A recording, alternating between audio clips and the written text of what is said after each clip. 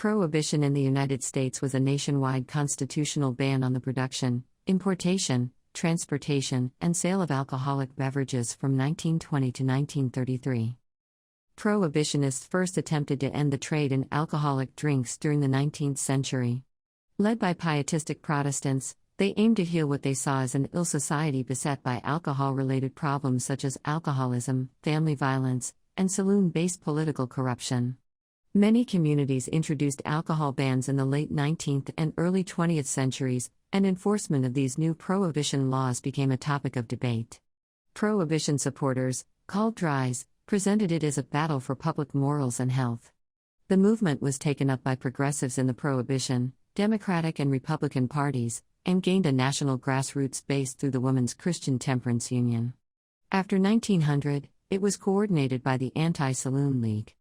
Opposition from the beer industry mobilized wet supporters from the wealthy Roman Catholic and German Lutheran communities, but the influence of these groups receded from 1917 following the entry of the U.S. into the First World War against Germany. The alcohol industry was curtailed by a succession of state legislatures, and finally ended nationwide under the 18th Amendment to the United States Constitution, ratified in 1919, which passed with a 68% supermajority in the House of Representatives and 76% support in the Senate, as well as ratification by 46 out of 48 states. Enabling legislation, known as the Volstead Act, set down the rules for enforcing the federal ban and defined the types of alcoholic beverages that were prohibited. Not all alcohol was banned; for example, religious use of wine was permitted.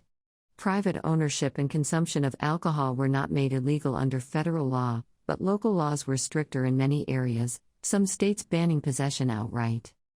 Following the ban, criminal gangs gained control of the beer and liquor supply in many cities. By the late 1920s, a new opposition to prohibition emerged nationwide. Critics attacked the policy as causing crime, lowering local revenues, and imposing rural Protestant religious values on urban America. Prohibition ended with the ratification of the 21st Amendment, which repealed the 18th Amendment on December 5, 1933, though prohibition continued in some states.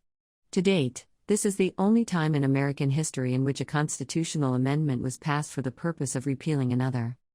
Some research indicates that alcohol consumption declined substantially due to prohibition. Rates of liver cirrhosis, alcoholic psychosis, and infant mortality also declined. Prohibition's effect on rates of crime and violence is disputed. Despite this, it lost supporters every year it was in action, and lowered government tax revenues at a critical time before and during the Great Depression.